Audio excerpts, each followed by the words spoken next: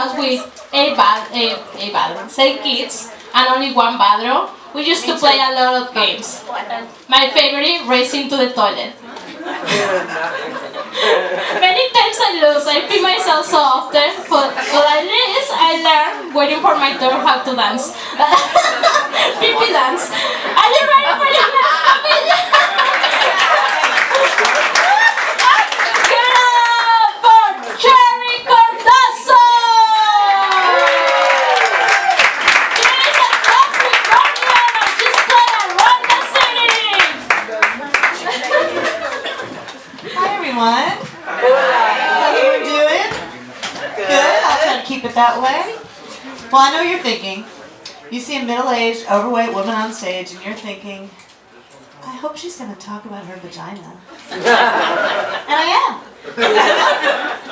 So, you know those days when you have like 22 different fingers up your snatch? Yeah. Oh yeah? Oh good. Usually it's just me. I teach med students how to perform pelvic exams using my body as a teaching tool. So my students get the extra thick textbook. I like to think of it as a work of classic American literature. When I first heard about the job, I pictured a projector pointing directly on my cooch. Sorry, vagina. I'm an educator. Speaking of education, my husband was 28 when we got married, and I was 38. So yeah, I'm a cougar. That's right. Actually, he's Australian, so I'm a dingo. My husband asked me the other day, do you ever regret marrying me? Of course I don't, honey, I love you. I spent a fair bit of time thinking about life after you're dead, but I don't regret marrying you. And it's funny for the married people. Because we know it's true. Well, as soon as you get married, everyone has one question for you. Are you trying? When are you going to start trying? Are you guys trying? You mean, am I trying not to bash your skull in, Kate Gould, for asking a really personal question? But I learned that people are actually not as interested in your personal procreation practices when you start to give them a lot of detail. I'll show you what I mean. Are we trying? Oh, you mean are we using protection when he's bending me over the couch and slapping my ass? Oh, was that too visual for you? Sorry. Or are we trying? I'd love to start trying, but I've got this greenish, foul-smelling discharge. Do you want to come take a look? Oh, you're not that interested in what's going on down there anymore, are you? Or there's my personal favorite that I saved just for my in-laws. We would love to start trying, but he can only come with anal. Hereditary? Well, no thanks to Kate Gould, we did eventually start trying, and I actually struggled to get pregnant, which frankly surprised me because I was a women's studies major. So I just assumed when I was ready to have a baby, I would gather my feminist sisters, we'd march down to the red tent, chant a wicked melody to ready my womb to flower. And then I'd fuck a whole lot. But it didn't work that way, and we had some challenges with infertility. So on the off chance that you ever have a friend who's going through that, I'm going to give you a couple of PSAs of things not to say to people with fertility challenges. Here's the first one. Just relax, it'll happen. Okay, so let me just unpack this victim blaming. You are saying that if I wasn't such an uptight anal bitch, I'd be pregnant. Which is interesting because back in my 20s, I was actually more uptight and more of a bitch, and I did get pregnant.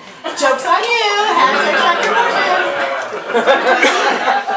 Another problem with that stress as contraception theory is that doesn't really explain why babies are being born every day in like South Sudan and Syria and Somalia, because those are pretty stressful places, and I personally have not heard anyone rave about Canyon Ranch, Aleppo.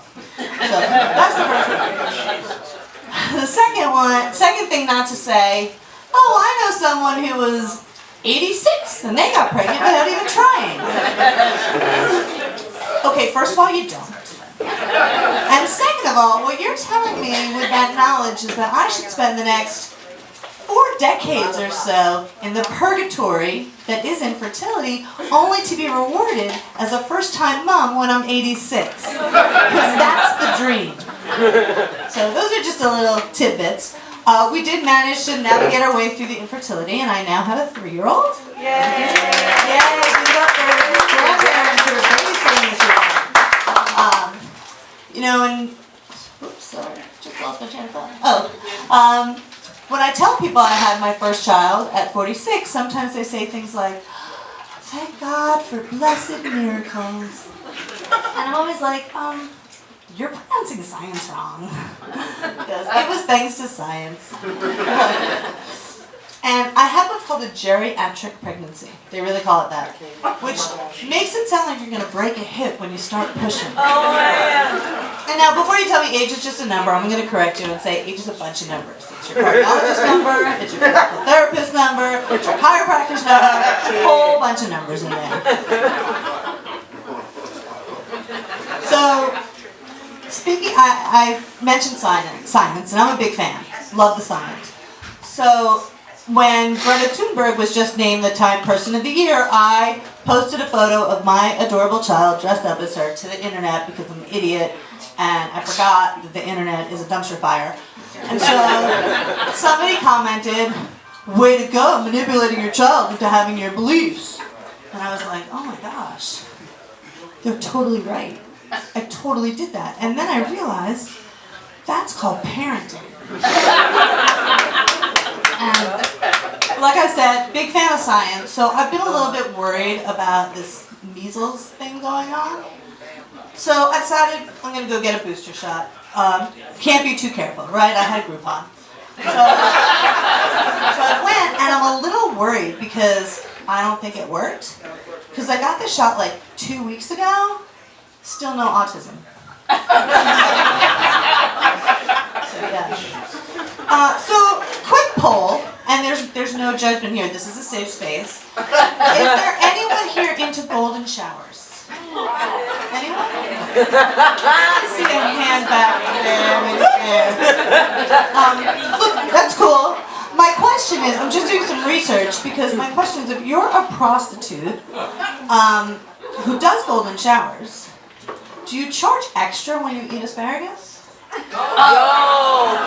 I'm not sure.